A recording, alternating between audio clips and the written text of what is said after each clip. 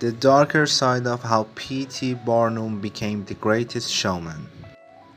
The Greatest Showman is Hollywood's latest musical blockbuster, with Hugh Jackman taking a star turn as Phineas Taylor Barnum, the 19th century American showman, politician, and businessman.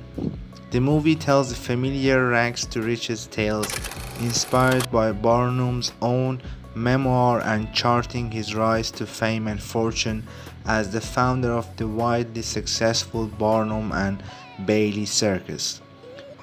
Barnum was an inventive and opportunistic self-made man who worked hard and achieved unimaginable success as a touring showman, accompanied by his circus of acrobats, entertainers, and freak shows. The Greatest Showman's Japan premiere. Barnum's tale is well known, and the image of him traveling show has become something of a cliche of 19th century American popular culture. However, there is a darker side to the story that has been eclipsed by the dazzling spectacles associated with his name. Although Barnum would later be known for his profitable philanthropy, impassioned speeches against the slave trade as a congressman, and his generous donations to children's hospitals, his early career does not fit easily with this feel-good image of the American dream. Phineas Taylor P.T. Barnum, July 5, 1810 to April 7, 1891. In fact, as historians such as James W. Cook have demonstrated, Barnum's early success was actually built on the exploitation of an elderly enslaved African American woman named Joyce Heath. Barnum was born in Bethel, Connecticut in 1810, the son of a local innkeeper and shopkeeper. After a string of unsuccessful jobs and business exploits, the young Barnum turned his attention to career in showmanship. At the age of 25, he acquired an elderly black woman named Joyce Heath. She would be the star of his new traveling show, for she was allegedly 161 years old. Poster advertising Joyce Heath.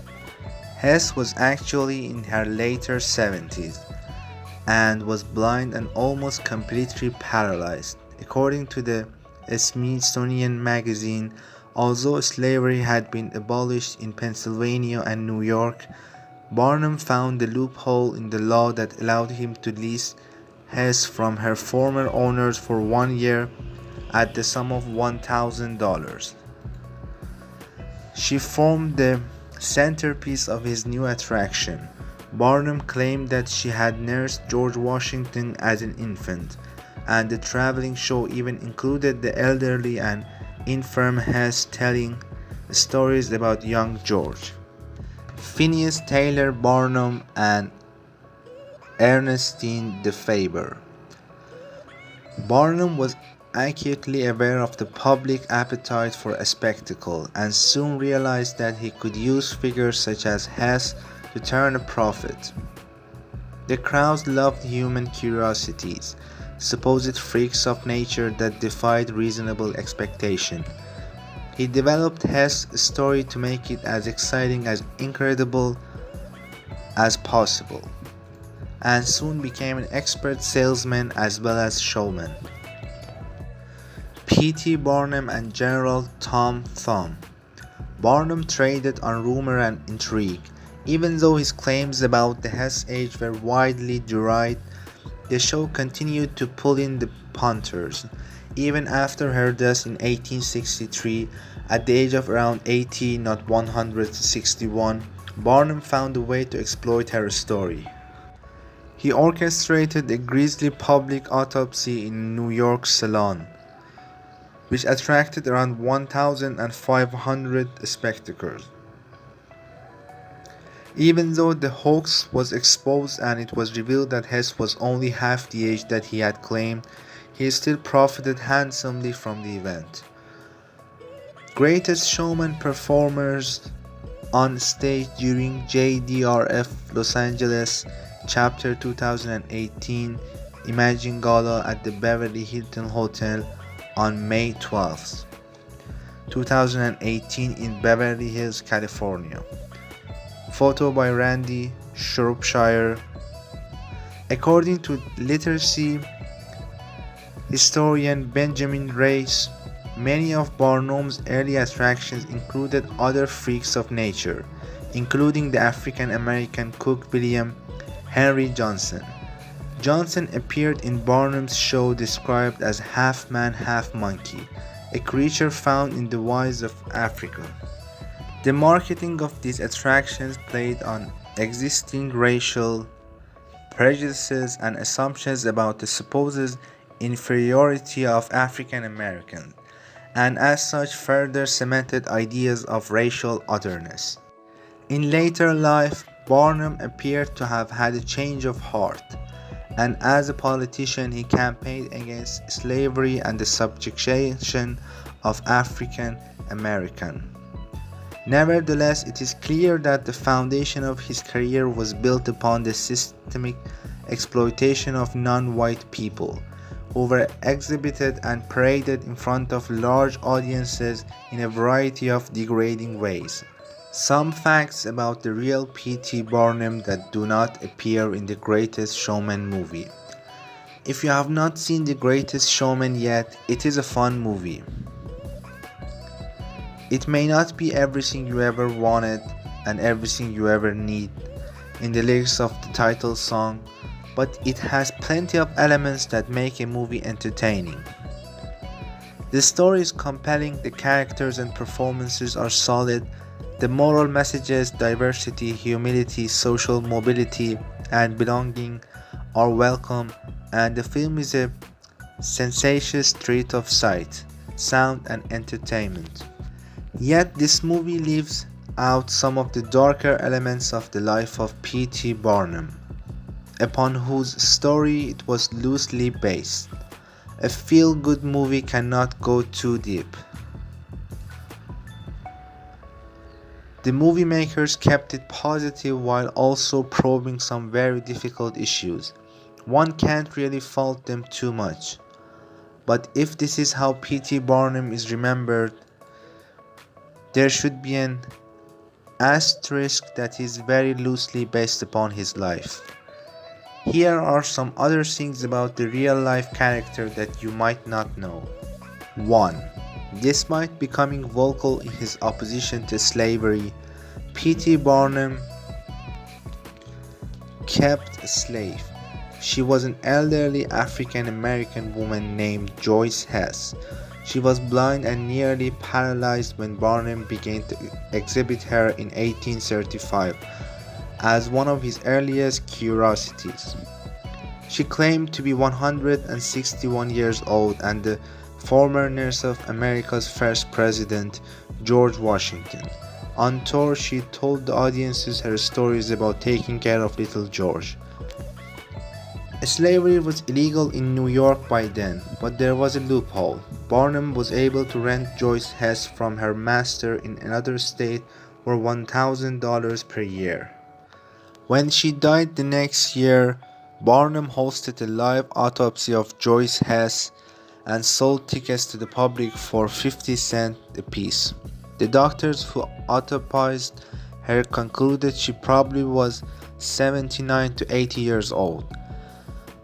So, of course, she could not have been the wet nurse of an infant George Washington, who was born in 1732.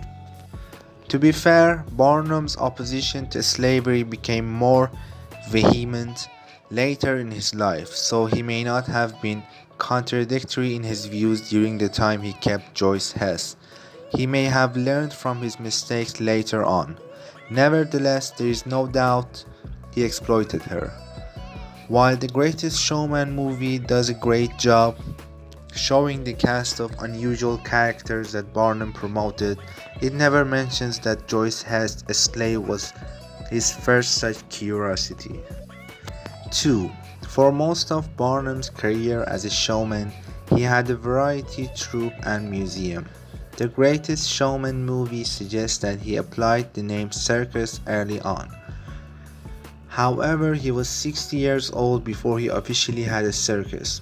It was called everything from a traveling World's Fair to the greatest show on earth, courtesy of Ringling Bros, Barnum and Bailey.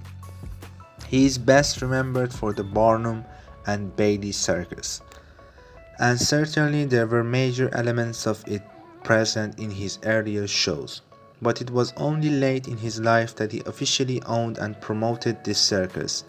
At that point, the circus show included the emblematic acrobats and exotic animals, like elephants. The Philip Carlyle character in the movie is fictional, since Barnum only entered into the circus partnership late in his life. 3. Barnum became mayor of Bridgeport, Connecticut and was politically active.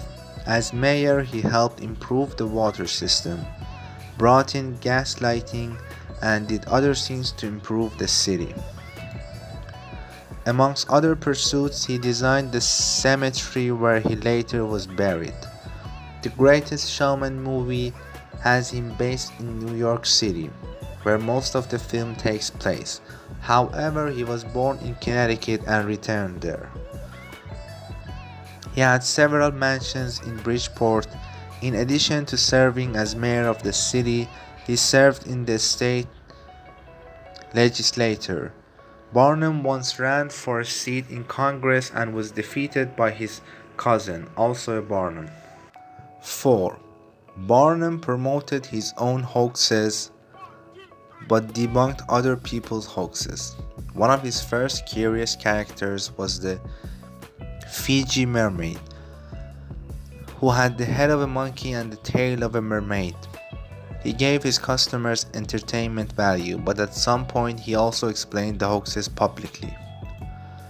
He had a problem with other hoaxers who did not give the public a good show. For example, there was a photographer named William Mumler who had made spirit photographs. In one of them, the ghost of Abraham Lincoln could be seen. In others, there were similar ghostly white characters in the background. A Mumler spirit photo, fake. When Mumler was tried for fraud, P.T. Barnum testified against him at trial. Barnum had hired someone to recreate a Mumler-style photography. They used no actual ghost and achieved something similar. Mumler prevailed in the trial, but his career was over. People had realized that the images he made were fake. 5. Barnum's tour with opera singer Jenny Lind was a commercial success and helped popularize opera in the United States. In The Greatest Showman movie, we were told that the early end to Lind's tour was the proximate cause of Barnum's financial ruin, before he made a comeback later on.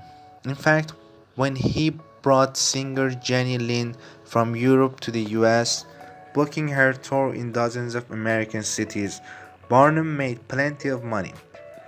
By some estimates, he earned $500,000 in profit from her tour, which would be equivalent to millions of dollars in today's terms. The movie also brought into question whether P.T. Barnum and Jenny Lind had some relationship during the tour, even though he was married. The movie did not take this very far, but his suggestion is there. In real life, according to a story in Vanity Fair, there was no relationship between the two. Lind was not as glamorous as portrayed in the movie. The real Jenny Lind wore white, did not wear a tight corset, and tied up her mousy brown hair in a simple hairstyle. She was known to be quite plain looking, so looks certainly are not everything.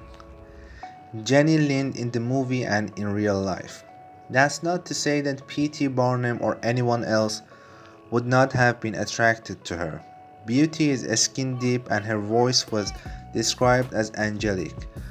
Both Hans Christian Andersen and Frederick Chopin tried to woo Jenny Lind and she broke some hearts.